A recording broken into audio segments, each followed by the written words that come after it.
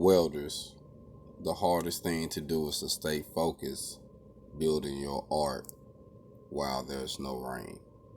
I want to use that term because to me, our trade and our skills as being tradesmen goes back into the biblical days, goes back to the Old Testament. Man been building and making things with their hands for centuries. And when you have a vision to do something, when you have a purpose and a goal, when there's something in you to do something, when you have a design purpose, you might be doing it without the without getting the gratification that you're looking for what you're building. Like, you might be making something and someone say, well, why are you doing that? I don't see, what you're doing this for. That might not work. Ain't nobody doing that right now. Don't nobody need this. You know what I'm saying?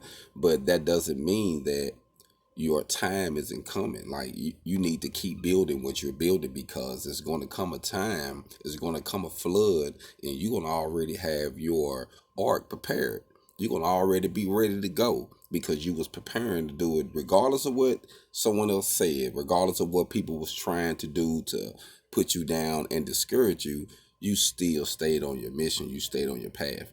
And I think it's very important. And now, with what's going on with the virus, with what's going on with the stay at home, with what's going on with the online and the workers being able to go out and really, do what they need to do, as for its construction workers and the nurses and different people with trades and different, different services. And it just, to me, now it's important to stay focused, because if you do, the flood is about to come. And what you've been working on is going to be an asset. I had people tell me, when I started with my concept of welding hip hop, that was crazy. Man, ain't nobody gonna, ain't nobody gonna agree with that. Ain't nobody gonna listen to that. Ain't nobody gonna understand what you mean by saying that, because, I'm an 80 baby. You know what I mean? I'm a hip hop head. You know what I mean? So I grew up with that. And plus, I figured out a way how to finance my hip hop through my welding.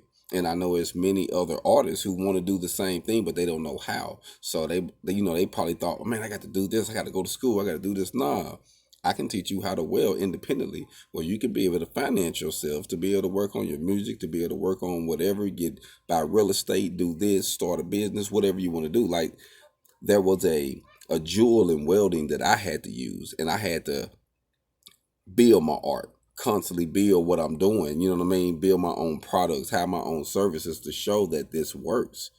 Now, it comes a time where people going to need this independence. People going to need their freedom to be able to make their own money and can't depend on jobs. It's good to have a job. I'm not knocking one. To me, I use a job like an ATM. It's good to get the money, but I wouldn't depend on it, But now is the time. So if you got the skill in your trade and you ready to go, keep building, because everything about to come to pass here soon.